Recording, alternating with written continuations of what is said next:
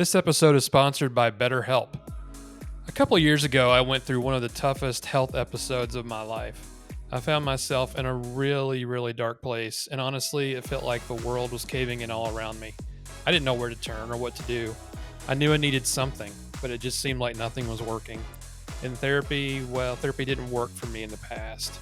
But then, with the encouragement of my wife, I decided to give today's sponsor BetterHelp a try, even though I was a little skeptical at first. And let me say, it was so different. I connected with a therapist, and simply talking with her helped me lower my anxiety in ways I didn't expect. Sometimes it's just about having someone outside of your family to listen, and BetterHelp made that so easy. What I love most about BetterHelp is the flexibility. You don't have to commit to months of sessions if that's not what you need. Sometimes a few sessions are all it takes to get some relief, to take the edge off, and start feeling a little better. Plus, they have a wide selection of therapists.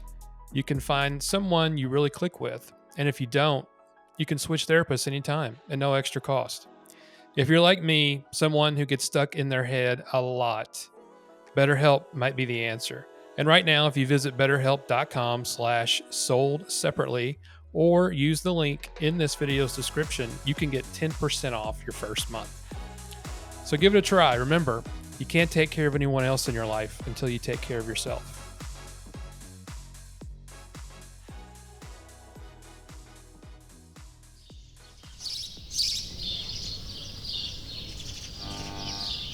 Auto sequence start in 5, 4, 3, 2, 1.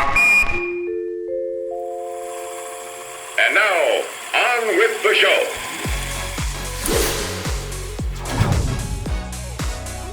My name is Scott Michaels from Dearly Departed Tours, and I think my happiness, aside from love of those that are closest to me, my happy place is actually being able to enlighten people, to take people to where things have happened and watch their expression. If your favorite person in the world is Janis Joplin, I go to where Janis Joplin passed away and I play her music, and you think, there's the click. That's an emotional click. And people are, that's why they come to me. They want these things. And it's magic to actually be there, to see the history, to hear the history. And to me, that is a magic moment, to put it all together and that click and seeing people's expressions, not necessarily happy, but the acknowledgement and seeing how it moves them. It's an honor to be able to do that.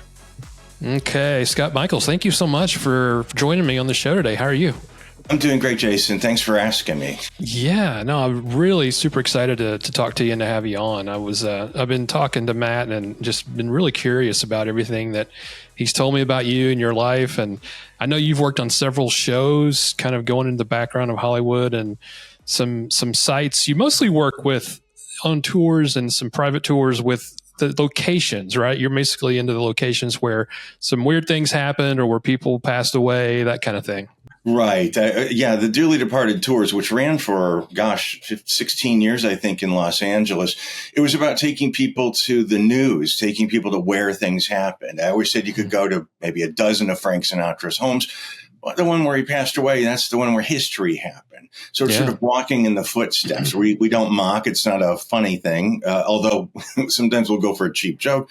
But it's done respectfully, and it's about giving people acknowledgement and showing people, sort of the history of Hollywood. That's where history happened.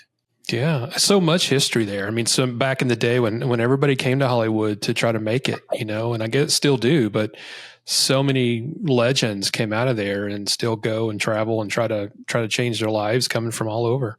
Yes, yeah, but that was the beauty of it, because you could. I mean, Hollywood was such a small town back when it was first established. Well, it was actually first established as a religious town back when it first started. But it ultimately moved into the movies. And yeah, you could go there, you could be successful, and you could get discovered on a street corner. It's all very different now. It's almost, I don't know, I would say sinister in a weird way, because there's more of a desperation than it used to be. There used to be little apartments where wannabe actors and actresses could live, and there were waitering jobs and things like that. But now it's a different feel. It's a totally different feel. But I have a lot of affection for that era. I don't really even know.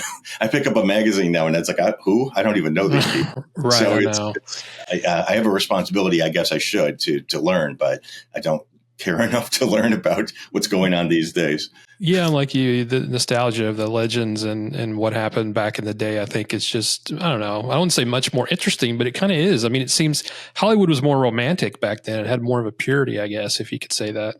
And people were individuals. There are no people like John Wayne. There are no people like, I mean, guys, I'll just pick a name, Carol Channing. It's a weird one. But I mean, these people were so individual, so absolutely, they were their own people. And when you hired them, that's what you got. And now it seems like I don't want to be, negative about it, but there's not a real individualism like there used to be. These people made their own way. Katharine Hepburn, Jimmy Stewart, they were absolutely, they broke the mold with them.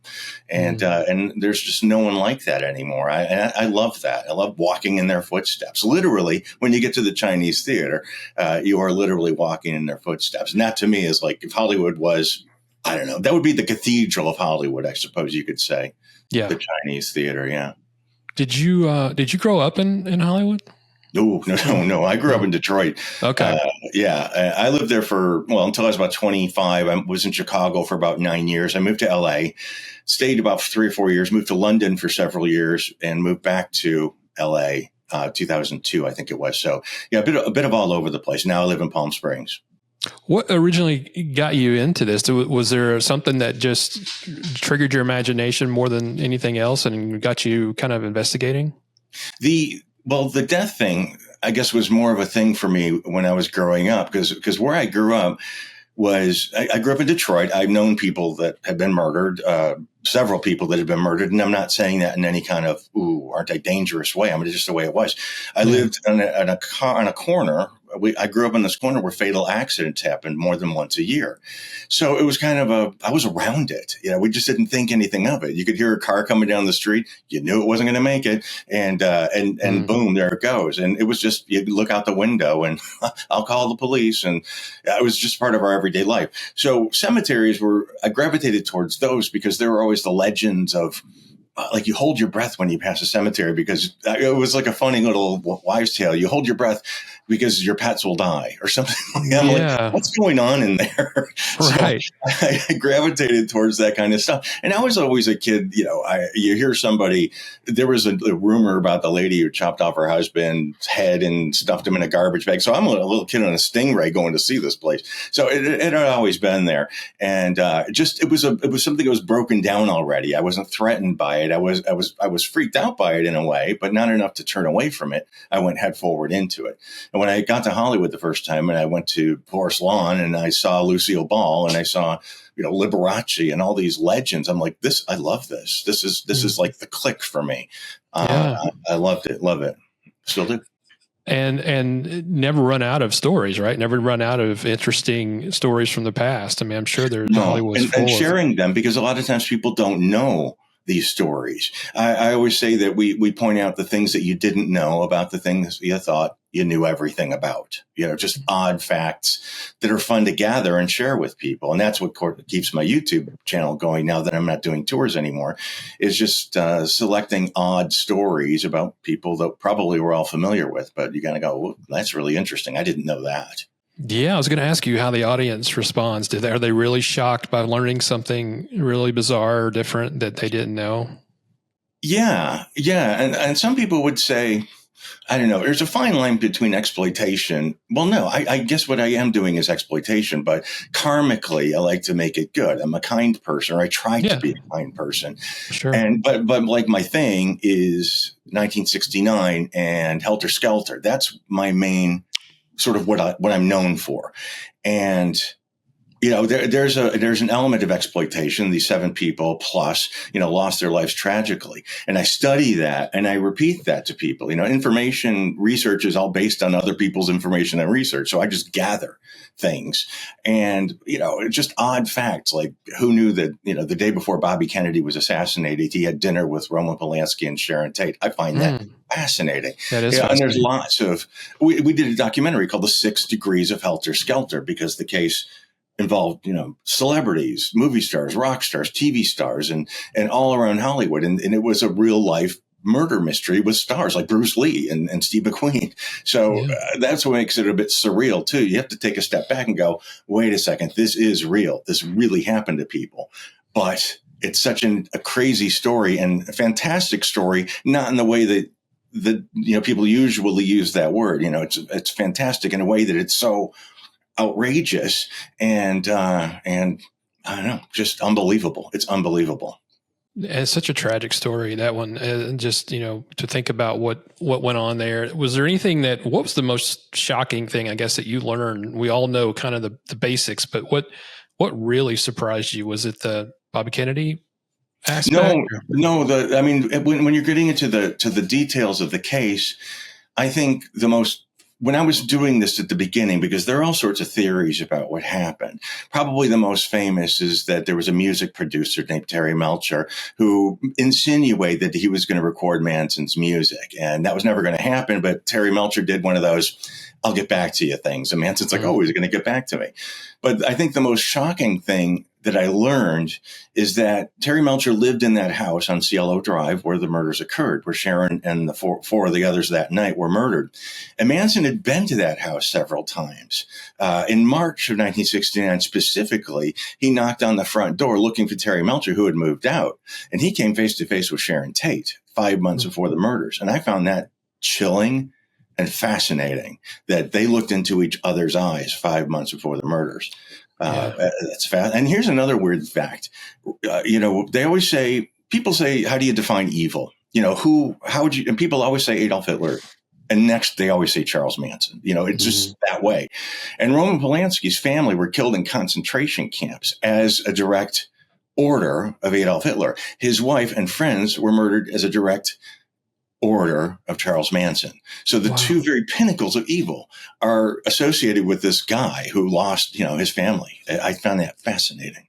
Wow. Wasn't, what's the story with Manson and the Beach Boys? Was there something there where he got in with them, or he recorded a track and he was trying to push his music? Was there something there? Yeah. I mean, Manson sort of got himself involved with Dennis Wilson. Dennis Wilson was a hippie. He was freewheeling. All he really wanted to do was get high and have girls around him and use them, kind of a thing. And one day he picked up a couple of girls hitchhiking who happened to be associates of Manson's. And Dennis left them alone in his house. And when he returned 5-10 hours later or whatever it was, Manson was there and a dozen other people who sort of glommed onto him because Manson saw him as an opportunity. So Manson made sure Dennis was happy and had all the girls and all the, drugs he wanted. In the meantime, he would play, he'd record, and these girls were out of their minds and they'd be writhing around, and they were fascinating to look at. And after a while, Dennis Wilson said, hey, maybe this guy's got an album in him. So he drove Manson up to that house and introduced him to Terry Melcher. And Melcher agreed to go to the ranch and hear Manson sing, but he didn't want to record him. But Manson misunderstood that. But in the meantime, Dennis Wilson, his property was trashed, and he had a Ferrari that was trashed, and eventually got him kicked out. But the Beach Boys had recorded that song, changed the lyrics to it. Manson thought that was going to be his golden record, but they didn't give him a writing credit because he figured he already ripped off those guys enough. They're just going to keep it. So that, Manson exploded at that point. Well, I know I guess I had heard that he really wanted to make it as a musician. I guess I'm sure that did make him angry that, interacting with them like that. Do you think, the whole story is just so creepy and so chilling about how it all unfolded. Do we know for sure, even to this day, kind of the motive behind it? Was it for a political reason? Were they trying to set an example? Was it random? Do we know that? Oh, it was certainly not random. So Manson had been to that house. So had the killers. They had been to that house before. They swam in that swimming pool. There was an open door policy at that house. It was a party house. People were coming and going all the time. Jane Fonda and Jimi Hendrix and Cass Elliot. So they had all been to that house. So it wasn't random. And there are all sorts of theories about the victims having to do with drugs and ripping somebody off, and Manson needing money and thought there was money up there. There's also, you could go on, and it's like how many angels can dance on the head of a pin? You know what I mean? You can go anywhere with it, and it's wild. But I think the reason it affected people so deeply is that, in 1969, people didn't have air conditioning in their houses. Okay. And 2 nights in a row, people crawled through the windows of people's houses and murdered them.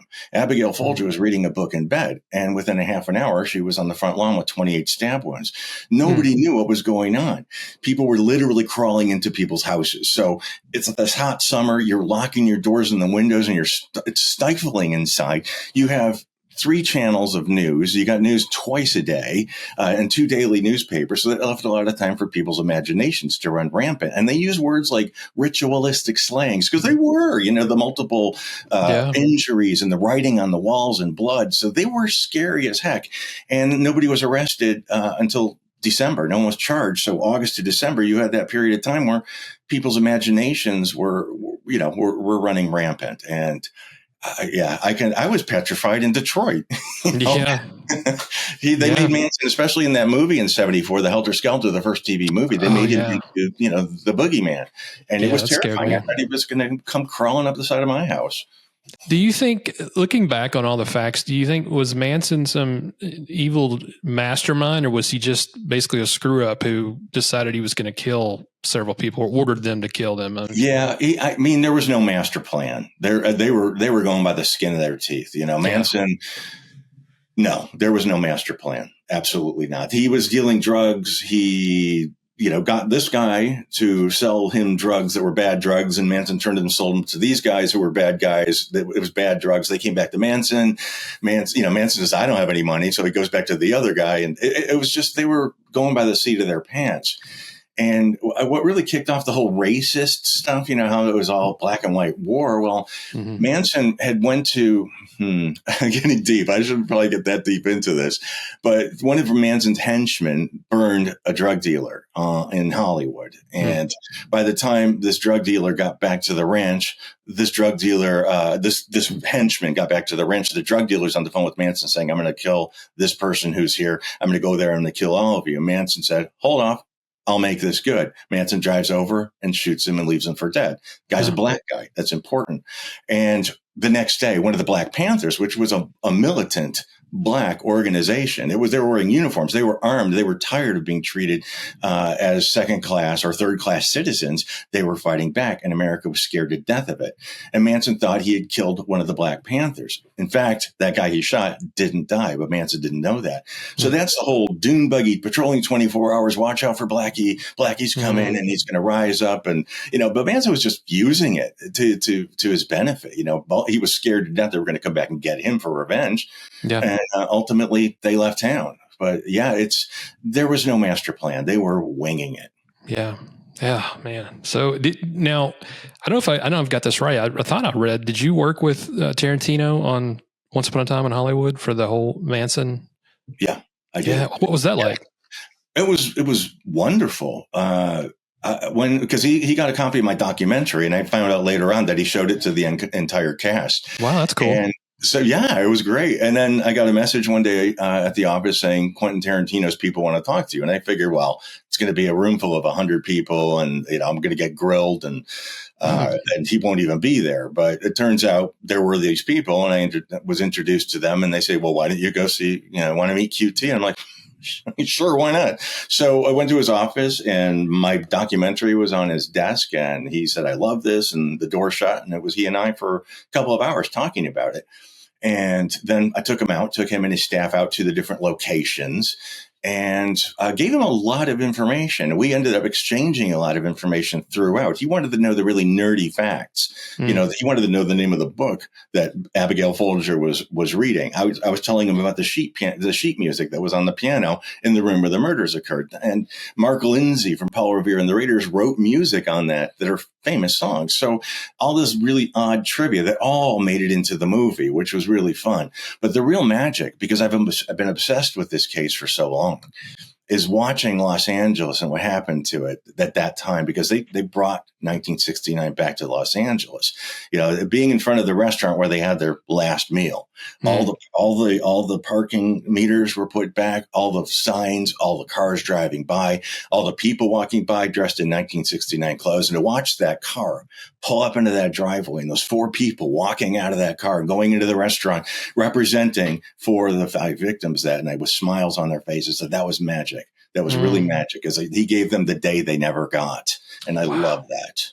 Wow. Was there any photographs of that restaurant and that at that time, or was that all just come from what the era would have been around? Oh, no. It's a well-known restaurant. So, okay. yeah, and also Hollywood Boulevard. There was a 2-block stretch of Hollywood Boulevard, and Tarantino had his production staff. There was no CGI. There was no computer-generated anything. He literally put signs, neon signs, and signs in windows that were there in 1969. It's all very documented. So it was literally time travel. And when he said that to me in that first meeting, and it was in February, and I had a jacket on, and he said to me, what I want to do is bring 1969 back to Los Angeles. And I'm like, dude, and I took my jacket off and I showed him my tattoo of 1969. You're the guy. You are the guy. So we hit it off right away. I was kind of nervous because I was expecting there to be a dude, kind of a thing. And it just wasn't that way. He was really kind, engaged, and just generous too. Wow. Generous. That's nice to hear that he was, like, when you were with him, he was very kind and very accommodating. And it's because I think you get out in the spotlight and you almost have to perform for people and for interviews and stuff. But it's really good to know that behind the scenes, he's a down to earth guy. And he gave people the moment to shine. Like there's a scene at the Playboy Mansion, which is like my favorite scene in the movie, when Sharon and Roman go there and they're out there dancing by the patio. Mm-hmm. And the Playboy bunnies are dancing in the background, choreographed. And he got Toni Basil in to do that. Or if you remember her from Mickey in the 80s. Well, Toni Basil was in Viva Las Vegas. She was in the Beach movies, Pajama Party. She was a dancer and a choreographer. And she was doing all that go-go dancing back in the 60s. And he brought her in to do that. So he knew that he wasn't going to try to do that. He got the people who did that, really did that in. And I thought that was brilliant. Wow. That's amazing that thankfully we were able to use them, right? They were still around. Yeah. What did you think? Did he tell you right away what his plan was for the ending, or did you find that out as no? Nobody knew. In fact, the week before the premiere, there's a big theater in Los Angeles that was doing a Tarantino weekend. And that was the first time it was going to be shown in public. And even a week before the premiere, which was really amazing. And it was a ticketed event. It was anyone could go if you get tickets. So I went, and a few friends of mine went, and Tarantino came up and he introduced it. And all he did was saying, don't tell the ending after you see this. Please don't tell the ending to anybody. So we were watching. And as soon as that date came up, August 8th, 1969, I'm like on the edge of my seat. What's going to happen here? And what happened when it happened was awful in a way, but it was satisfying in a way too. I can't watch it anymore. I can't watch that scene anymore because it's just too much. But at the time it was shown, people were whooping and hollering and clapping, and it was satisfying to see. Yeah. But and if you watch it again, it's hard to watch. It is. Yeah, it is. It's a heavy one for sure to see. It's such a brilliant film though, because he does in every frame of that movie, it's back to the old Hollywood. And it amazes me, all the cars, and he does, like you said, he doesn't do anything digitally. So it's all practical. Everything is put in there. It's just blows my mind. I think another magic moment was at the end of it when Sharon gets on that intercom. And she says, Jay, honey, is everything okay? Mm-hmm. Like, after this terrible event happened down below, and they invite Leonardo DiCaprio up to the house, and they're all hugging, and they walk into the house. Well, as that was going on in the movie, this piece of music starts playing, and just the words "Once Upon a Time in Hollywood" show up. Well, that piece of music is from a movie called The Life and Times of Judge Roy Bean. This is not pointed out. This is something I figured out ultimately. And it's in that movie that was made in the 60s, George Bean. At that time, that music comes up. So does a screen. And the screen says, maybe this isn't the way it happened, but it's the way it should have.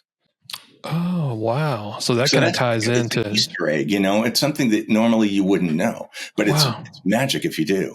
And that's the song as she's speaking on the intercom, and they go up, they're invited up through the driveway. Wow. And they're all hugging and they walk into the house together. But it was just hearing that music, and it's like, and finding out later, it was like, wow, that's deep. It's heavy, and it's wonderful. Wow. It's just amazing. Some of the Easter eggs like that go on. It's the cases. I think it's fascinated people for years, even though we know who did it, who was responsible. I think it's just, I guess, so chilling that it's just that going into a house like that, like you said, you're going into a home, it's maybe the summertime and it's hot.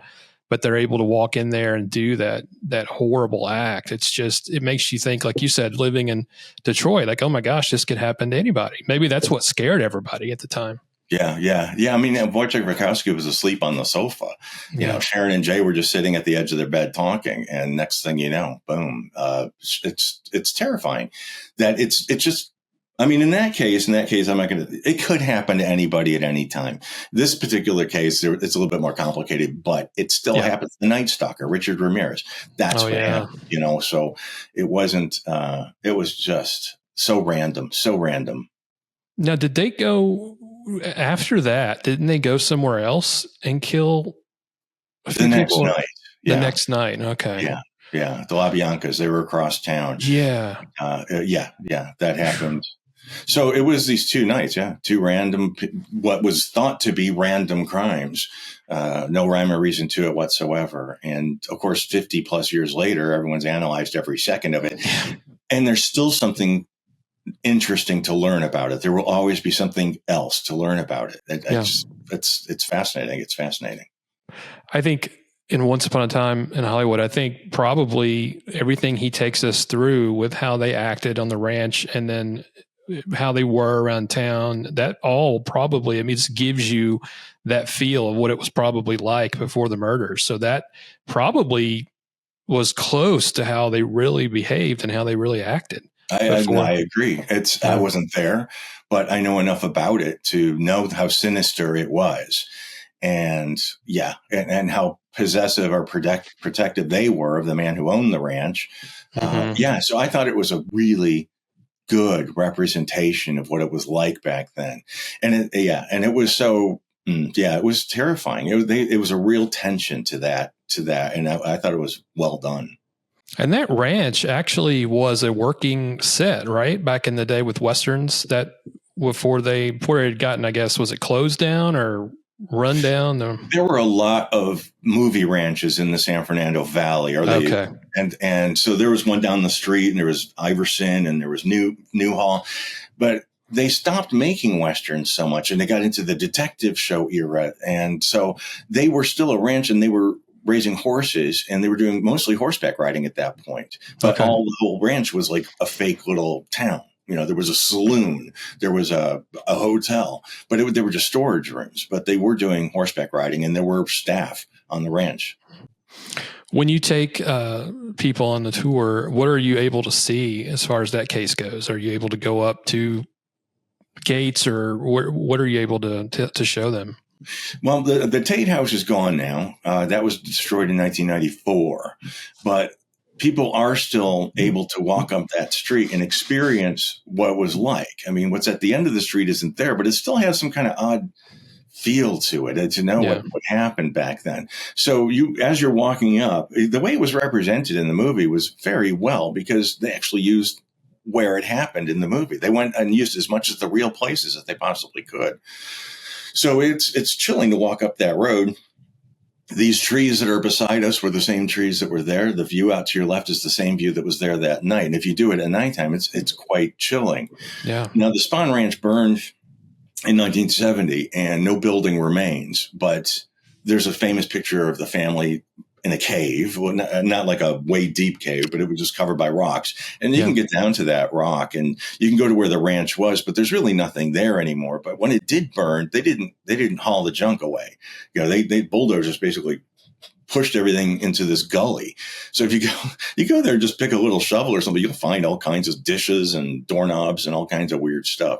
Oh, wow. So that's what's there now. But Los Angeles is the same. And you can go to where, a lot of it is, I'd say a lot of it's different. But J. Sebring's salon still stands. In fact, Tarantino used it for the movie. He didn't actually use the footage. He's going to release it at some point in some 4-hour version. But Tarantino put J. Sebring's salon back exactly the way it was, where it was. And I know somebody who worked on the film who also worked for J. Sebring, and she was doing hair for the film. And she's like, here I am 50 years later having a smoke break exactly where I stood 50 years ago. That kind of stuff is wild. And when I visited that set, I was leaving And I didn't meet Sharon or Margot Robbie, but as I was leaving, I hear my voice. I'm about 10 yards down, hear my name being called out. And I turn back and it was Tarantino. I'm like, this is so cool. He knows my name. He goes, "Come here, I want you to meet somebody." And Emil Hirsch came out looking like Jay, dressed like Jay. And he goes, "Scott, meet Jay." I'm like, I'm falling apart practically, I just say do well by these people because they've just been black and white pictures in a book up until now. Yeah. They've kind of brought it to life. Yeah. And that was, the whole thing was really emotional for me, which sounds so dramatic. But to me it was, because it was time travel and it was the perfect bookend to leave Los Angeles on. Yeah. By having accomplished that, I'm like, I can go now. I really did my job. Huh. Did you, what was your time like? Did he want you on set several days just in case to kind of give consulting, or what was that like? What was your schedule like? No, I went to the sets, because I wanted to see it, and I got involved in that way. And then his people would call me throughout and saying, "Do you remember what this one was wearing? Or do you remember what she ate for her final meal?" That kind of stuff. So they were calling me for information throughout. But I would show up at the set and he recognized me, so he'd come over and we'd chat. So I wasn't there at that point in an official capacity. I was there as a spectator and became involved. But the only time I was really involved was location filming or location scouting and that initial meeting. But that was the official capacity for me. Do you still speak to him today? No, I don't know. No. In fact, it was the funniest thing because during the movie, we had to use the restroom. Okay. And the movie's playing for the first time in Tarantino. I know he's sitting behind us. So I went to the restroom, and as I'm washing my hands, the stall opens and it's Tarantino. I'm like, "Are you kidding me? Are you kidding me?" And he goes, "Hey man, how's it going?" And he says, "I want to know what you think of the movie. I'll call you." And I know that was just awkward, conversations. Like, what do I say? I got to take up some space here. But he was really, really friendly. I don't even know if he recognized me, but at that moment, it was really cool. Did he ever call you? No, I didn't. I wasn't expecting that. That was just awkward. I'm leaving now, kind of. Right. Oh, meeting in the men's room kind of thing. Yeah. What is there, Scott? Is there a case that still haunts you where you don't know the answers, or something that you would like to find out more details about from all your investigations and research? I mean, it's so sad when people's murders are unsolved, and it leads them, they're like, for instance, the Black Dahlia is of an interest, but because of the internet, you will find all the stuff you'll need to know about her in one click. There's nothing really to learn. It happened in 1947. And what's really sad about her is that her case file, it's still open, it's unsolved. And Elizabeth Short, who was brutally murdered, her nickname was the Black Dahlia. What happened to her was absolutely horrific. Sharon Tate has nothing on what happened to the Black Dahlia. It's not a contest, but the Black Dahlia had several injuries. She was sliced in half. The pieces of her were missing. Smile from ear to ear while she was still alive, and it's beyond anything. And that case file has been picked over so many times that the original police reports are gone. If somebody came up and says, "I have 100% positive, I can prove we did this, I did this, someone did this," they can't close the case because the original documents are gone. Really? So that is so sad to me that there will never be an answer, the final answer for her. So we don't know at this point, even the real. Lots of theories. There's lots of people who are positive it's this guy or it's this guy or it's this guy, but it doesn't matter. That's so sad. I mean, it's just sad in a way that, I don't know if any of her family are still around, but it's just so sad that your case, like you said, it goes unsolved and nobody knows who really did it. It's just, your soul is just unrest forever. I agree. But it's important to keep them alive, I think. There is an Egyptian, I read this when I went to see the King Tut exhibit in Los Angeles, and it said, "Say their name and they will live." And that's, to me, is like, people might not like what I do, and that's fine. I don't try to convince anybody of anything. You either get it or you don't. But to me, saying their name, that's what you do. They say people die 2 times. The first time they die is physically. The second time they die is the last time someone says their name out loud. And that's sort of, I feel like I took up that job. Yeah. No, you're doing excellent work because you are keeping it alive. You're keeping their name out there. You're telling those stories and informing people that these people did walk the earth. And yes, it was Hollywood and there was glamour, but there were some really tragic stories that happened behind all the glitz and glamour. What Hollywood was. And they were people. I have, I had my museum in Hollywood, and my collection ranges all sorts of odd artifacts. A piece of the floor that Bobby Kennedy landed on at the Ambassador Hotel, several pieces of the Ambassador, several pieces of celebrity homes that have been destroyed.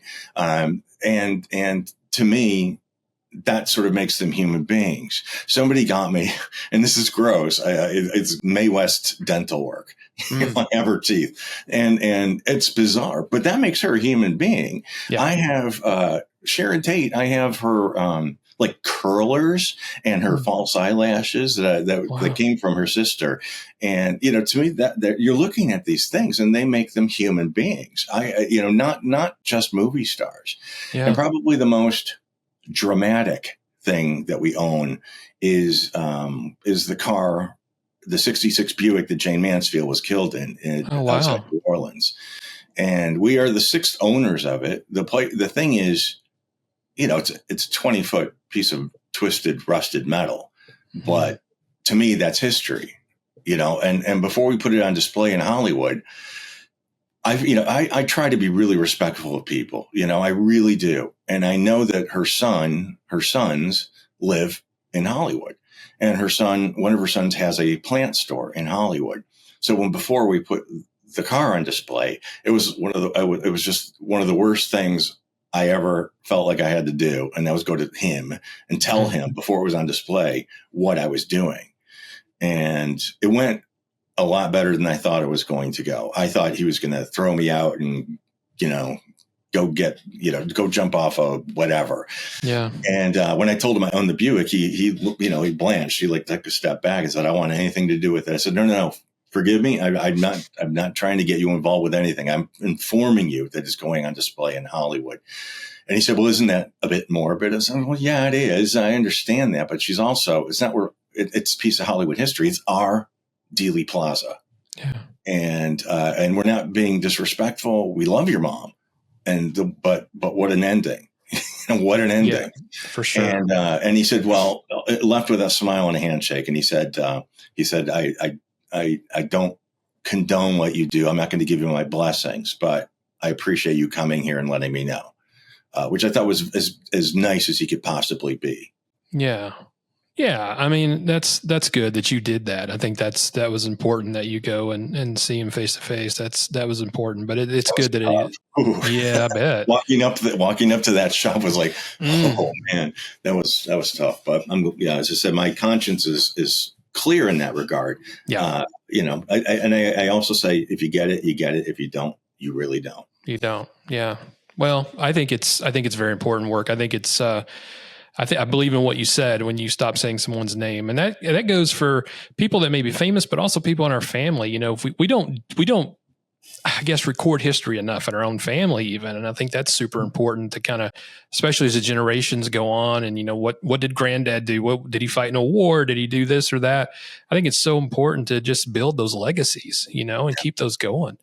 I've been really fortunate because my mother she documented everything from high school to the day she died. And I have literally boxes this tall of my mom's photographs from back then. And they were all in albums and they're all labeled. So we had them all scanned in. So all of us kids have a copy of them. But these are stuff of our great grandparents and areas in Detroit that are long gone. And I don't know, it's a treasure trove that I appreciate. And I think I got a lot of that from her too, the preservation of the past and acknowledging and documenting it. Yeah, we talk a lot on this show about, of course, there's happiness, but also storytelling. And I think that is you're a storyteller. You're telling stories for these people in the past and bringing up clues and facts that people may not know. So it's very, very important, I think. And I just applaud you for all the hard work you've done. It's just, I know it's not easy. One case I was anxious to ask you about was and I forget his name. It escapes me. The star of Hogan's Heroes. Isn't there still a mystery behind his death? Well, Bob Crane is who you mean. Yeah, Bob And Crane. mystery, no, nobody is being punished for that, but only because the proof wasn't there. Okay. But everyone knows what happened and who did it. And the guy was put on trial, but it was so long. I mean, he was murdered in 1978, I think, and the trial was in 1995. The evidence was, contaminated or gone, and he had good lawyers. So he was acquitted during the trial, but everyone knows, that he was just didn't have enough evidence. Yeah, because when people don't realize that when they're found not guilty, that doesn't mean innocent. They're just because they're said not guilty, that doesn't mean they're innocent. That just means there wasn't enough evidence to prove without a doubt. But there was enough. There was. So he basically walked away scot free, having to do that. Was that? Do you know what were the details around that murder? Well, I mean, they were both. Bob Crane was gross. Bob Crane was at the very beginning of people having video cameras. Like, this is in the 70s. Most people didn't get into the 80s, late 80s, but he had like one of the first. And he and his friend would videotape Bob and his dalliances with women. And I mean, it's just vile because I don't think they knew it, or maybe they did know it because it couldn't have been a little camera in the room, No, that'd be big. But him and this guy Carpenter were his partners in this, and there's also theories about their relationship and what it might have been, and maybe Carpenter felt jilted, maybe he was had an emotional attachment to Bob Crane. Maybe it was a business deal, but Bob ended up being murdered as he slept in his bed with a camera tripod, bludgeoned to death, and there's blood evidence in Carpenter's car. There was, it was just pretty much, but just not enough. But it was him. It was Carpenter for sure. Well, back then too, I guess there was no DNA evidence, right? They didn't really do that for right. Yeah. So it was early on. Wow, I didn't know that about him. He sounds. Wow, I don't want to talk about it. So gross. Dead, yeah, I mean, and after probably because they did a movie about him called Autofocus. Greg Kinnear was the star of it. It was a really good movie about Bob Crane. And after that, Bob Crane's son was selling his dad's dirty movies on the internet. And it was like these women who, it's just beyond disgusting. But that can be Hollywood too. That's disgusting on many levels, right? Yeah. Yesterday's selling that. Wow, my friend. Well, hey, tell me what's going on next for you. I know you said you're planning on with the museum, right? That's going to be coming back, or hopefully, yeah. We moved to the desert a couple of years ago, and everything has been put into storage. We haven't got rid of anything, and hopefully, we came to Palm Springs because it has a Hollywood history here. We looked. We went to Nashville. We went to Dallas. We went to New Orleans, and we couldn't really see us there because odds are quite good they're not going to know who Jane Mansfield was. So Palm Springs is logical because Jane, we're 2 hours from LA, and the studios used to have a thing like there was called a 2-hour rule. If you're going to go away for the weekend, you have to be within 2 hours of the movie studio so you can get back if you need to get back. And that's why Palm Springs became such a big deal. And they all had homes out here. So the people here and the history here is a lighter version of Hollywood. So hopefully one day we will have that stuff on display as well. All I ever wanted was like a silly roadside museum, So hopefully. That's cool. Yeah, that would be great. And people can catch up with you. What's the best way, I guess, on your YouTube channel? Because it's an amazing channel. I do all the socials, but thank you. I do, Dearly Departed tours. That's all you got to look for. If you put in, YouTube, Dearly Departed or Scott Michaels, and I'll pop up. I've been fortunate to have that as an alternate when we went out of business. I didn't know what I was going to do. And my friend of mine, who is a very successful guy on YouTube, said, why don't you do this? And I got lucky. I got lucky to have a good mentor and show me the way. So I've been very fortunate, and that's my living now. So if you're watching YouTube videos, sit through an ad. Yeah, no, true. That's what, we're the same way. We're the same way. We're shameless plugging. But I tell you, if you love not only Hollywood history, but if you love history in general, I would encourage people to check it out because it's just, you do a great job with it. It's so well done. It's captivating. The storytelling is awesome. So anybody watching or listening to this, I would encourage them to go on there because it's a great channel. Thanks, Jason. That's very kind of you. That's very, very kind of you. It's not for everybody, but I try to be as, and we raise money. In fact, this is interesting. Interesting. I hate when people say that. I'm about to say something very interesting. I don't think it that way. But over the years, I try to make things good karmically. And over the years, we have held fundraisers to raise money for people to have grave markers. A lot of times, like the Motion Picture Country Home was where it was like a retirement home, nursing home for retired film people who didn't have the means to support themselves. And they own a large piece of land in a cemetery near Los Angeles, and they would bury people, but they didn't have the funding to mark their graves. So over the years, we've marked 6 or 7 graves. The last one, I actually worked with the family of a guy named Ken Weatherwax, who played Pugsley on the Addams Family TV show in the 60s. Oh, yeah. And my friends had his urn. They didn't know what to do with it. I said, leave it with me. I'll make an arrangement with the cemetery. We got a spot, and we had a ceremony, and the family was there, and we put Ken in his crypt, and now he's there with a name on it. But right now, I just signed the papers to have a marker put in for Elsa Lanchester, who was the bride of Frankenstein in 1937. And I found out very recently she's in the cemetery in Los Angeles. Nobody knew that. And I was going to say nobody. Obviously, I'm not the only person in the world, but I didn't know it. And I've got my ear to the ground when it comes to this kind of a thing. So when I found out, it's like, no, this has to be done right away. So because Halloween's coming up, and it was also Elsa's birthday on October 28th. So I just signed the paperwork, and I paid for the nameplate, and that'll be installed hopefully before Halloween in her honor. So fingers crossed that it works out timeline wise, but it's making good, it's trying to do good things for people. We held fundraisers for the Justice for Victims of Homicide, which the Tate family is quite involved in. So we have parties at the shop, but it was a fundraiser for the Justice for Homicide victims. So it's not just take. We really try hard to make it good. We try to be decent about it.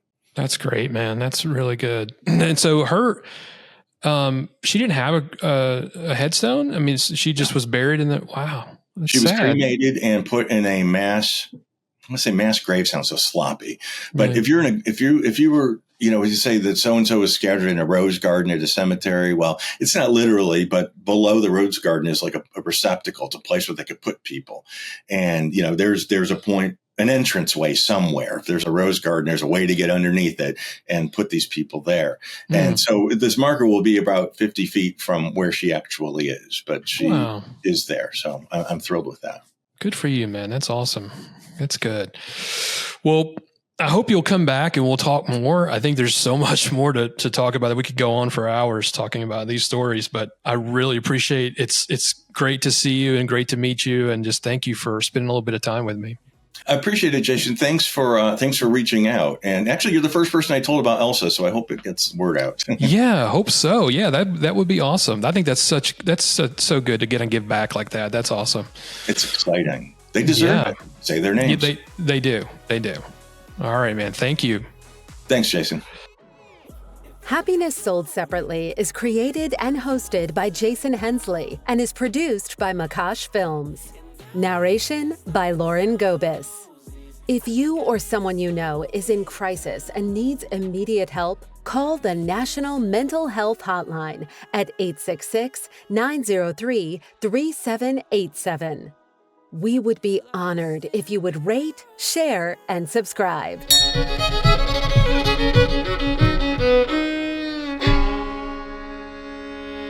Aye, that's a good one.